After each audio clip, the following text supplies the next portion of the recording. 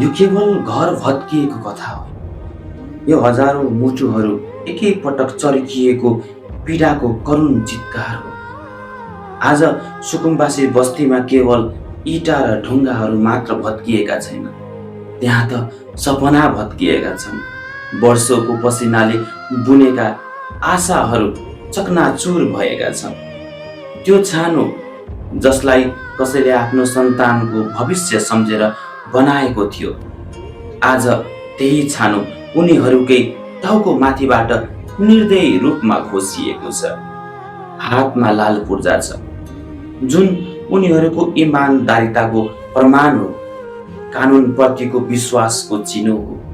तर आज त्यो कागज बोकेका हातहरू काँपिरहेका छन्, किनकि राज्यले नै उनीहरूको विश्वास तोडिदिएको छ।